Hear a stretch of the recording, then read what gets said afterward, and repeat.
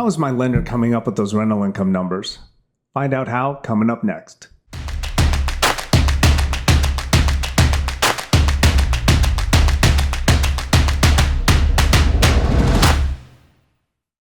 Welcome to the Section 8 Sensei. Today we are going to go through rental income calculations and how lenders look at your Schedule E. Before we get started, please subscribe, turn on your notifications, and follow our playbook to success. All right, so there's only 4 scenarios that can happen here when you're working on a property. Obviously, when you purchase, it can either be vacant or occupied. Same thing when you refinance. This is significant because depending on where you're at in the program, whether the tenant's in there, are they on a short-term lease, are they on a long-term lease, or any of those types of factors are going to determine what numbers you can use when you're doing your loan. So there's a couple of terms that we're going to use here, and I just want to make sure we clarify them so there's no confusion as we move on. The 216 is an income statement, so it's a form basically. So when you go out and get an appraisal and you're going to buy a house to live in, you just get the regular report. When you do an investment property, there's 2 things that are added typically to a regular single-family investment property appraisal. One is called the 216, which is an income statement. And then the second is what's called the 1007, which is a schedule where the appraiser puts on the form the comparable rent. So it's kind of like your comp page on your regular appraisal for value, except this is specific to rents. So this is going to show, hey, here's what's on MLS, here's what's on the market rents for the area, and this is what we think the current market value is for rents on this property. So just also remember when you're doing investment property purchase or refi, these appraisals are going to be more expensive, typically a couple $100. Each of these schedules is about $100 per, so just be prepared for that as well. So before we get started with these scenarios here, just wanted to see if you guys will leave me a comment below. Let me know if you think it's better to purchase an investment property that's currently occupied or one that's currently vacant with a tenant is what we're talking about. So, go O for occupied or V for vacant and leave me a comment below. All right, so this is going to be a little bit confusing, but some of these rules are going to vary depending on what kind of loan you're actually doing. So let's take the first example. Let's say you're going to purchase a home and it's currently occupied with a renter in it. Okay, so whatever the term of that lease is, whatever the deal is, there's definitely a tenant in there. Okay, all right. So let's say that tenant is on a year lease. Okay, so let's say the year lease is $1,000, and you go in and you're going to do your loan, and then your 1007 comes back and it comes back at $1,200. Well, typically, they're going to go with the lesser of that lease or the 1007 number. Okay, that's what the lender's going to qualify you on as the lesser of those 2 numbers going in. Let's say that same tenant is on a month-to-month, or let's say that maybe they're in an Airbnb scenario currently. If that happens, then usually the lender's going to defer to the 1007 and leave it at that. Okay, so if you're doing a DSCR loan, DSCR's, remember, is the 1-to-1 ratio for coverage ratio. So they're going to basically say, okay, hey, we're going to take the $1,000 in this example. You can't have debt service more than $1,000. That's going to be your loan. That's how it's based.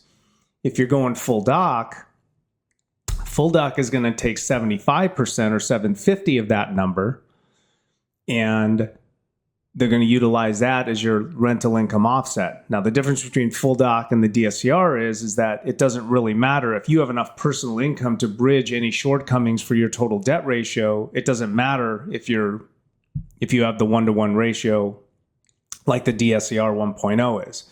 Okay, so you could have a 750 and you could say, okay, hey, I'm going to carry $1,400 a month in debt service. And if you have enough personal income to capacitate, that $650 loss or whatever it is, it'll still work. So those are kind of how that's going to look in a purchase of a tenant occupied property, depending on whether you're going full doc or DSCR. All right, now flip the script. If we go purchase vacant property, makes life real easy because there's not a lot of moving parts. You're going to go to the 1007 straight up. So if it's vacant, or if you are purchasing a property where the current seller let's say, lives in the property, right? So basically we're talking, when we say vacant, it doesn't necessarily mean nobody's in the property right now. It just means there's no current tenant on any sort of legal obligating lease in the property. Okay. So you go purchase that thing. It's pretty straightforward. 1007, DSCR is going to use 100% of that number for your debt service coverage. If you go full doc, they're going to hit you with the 75%, just like we talked about, and you're going to qualify from there. All right, so let's go to the refinance transactions and look at the two options here. Okay, so if we do a refinance and we are tenant occupied, okay, so we have somebody in there that's currently on a lease, and let's go through DSCR first. So if we're doing DSCR, they're going to go on the 100% of the 1007, the lesser of the 1007, or the current lease that's in there. Okay, so if you have a long-term lease. So, so if you have a tenant in there on a year lease, it's $1,000. 1007's $1,200, just like we did last time. You're going to get $1,000 on that to figure your DSCR on, because that's the lesser of the two numbers. Okay. Now let's say that you just decided you bought this and you're making it an Airbnb or a Vrbo or whatever, and you're doing short-term rentals in and out. Couple things with that. The lender in that situation is typically going to go to the 1007 and operate off of that.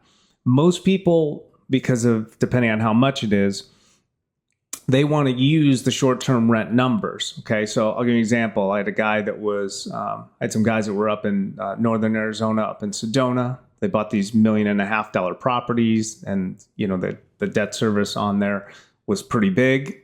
They would only do, long-term rents maybe only supported $7,000, and they're trying to use, 15,000. So this is that type of scenario. Okay, so you have to do two things. First thing you have to do is you have to get a lender that's willing to accept short-term rents. Okay. Second thing you got to do is you got to find an appraiser that will use the AirDNA numbers, which is what they use for short-term rental estimations, and then put that into that 1007 form. Okay. So you can do it, but it's a little tricky. All right. Okay. So when you get to full doc, they're going to go to 75% of the lease if that property was not on your previous year 1040. Okay, so typically rental income on full doc is usually determined by what's on the tax return. But let's say that you haven't filed your 2023 tax returns, if today is 2024, and you're on extension, but you owned it back in 2022. They could go back that far and use that and go with the 23 extension. If you filed 23, they would just use the 23 numbers and not really worry about what's going on moving forward. Unless there's some indication that the property is vacant. So you could get a whistle blown on you if the appraisal goes out, appraiser says it's vacant, and now you have a discrepancy between what they're going to use for income. So that could be problematic possibly.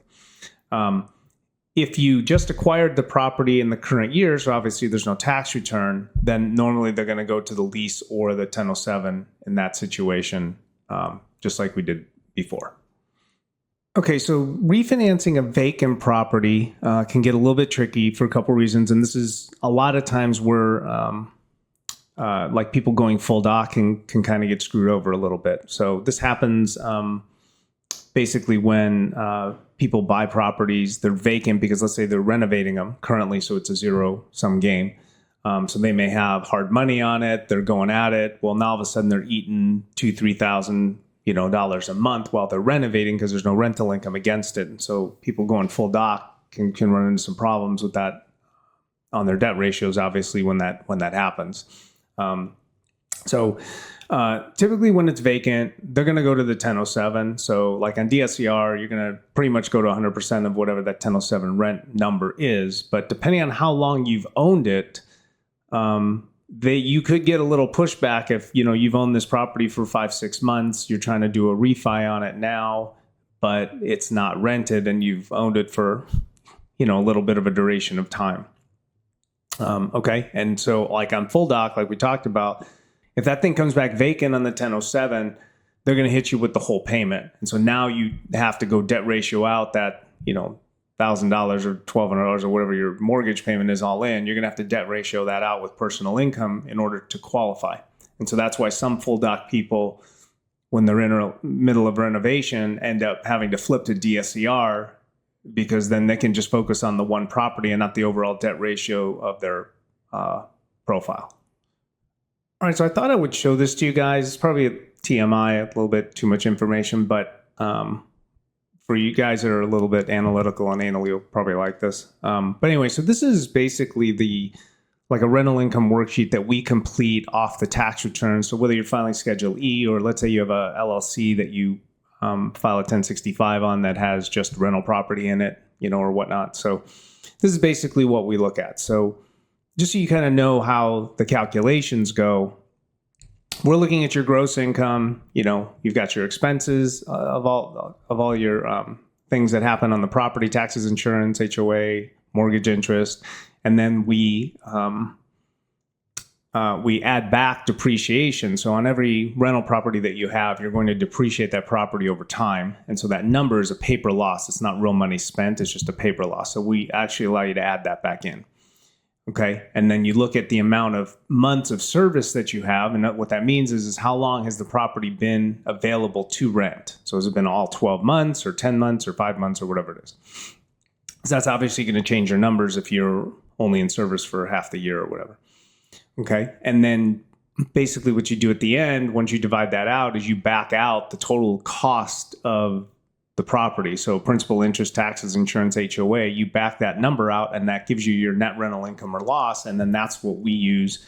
And these are all for full doc loans, obviously, but that's what we use for each property that you guys are holding, right, in your schedule of real estate. That we have to do this for every single property. So that's how that number comes up, and that gives you the plus minus. And then again, that's supported or not supported by your personal income when all of that passes through onto your income schedule on your tax return.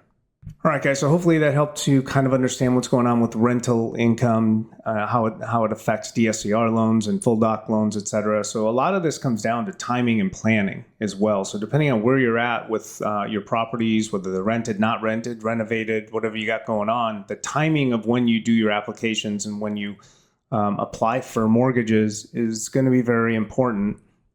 And so that's one of the things that we have to do, is kind of consult and talk about it and figure out where it all is, because, there's a big difference between if you try to apply and get a mortgage in the middle of a renovation where you're carrying a hard money loan at 12% and a big number. And obviously that eats up at your on your debt ratios and whatnot. So anyway, so hopefully that helped everybody understand it. Obviously, if you have any questions, all my information's in the description below. Hit me up anytime. We can kind of go through your situation. If you haven't already, please subscribe, like the video, share it with somebody that you think might benefit from it, and we'll see you next time.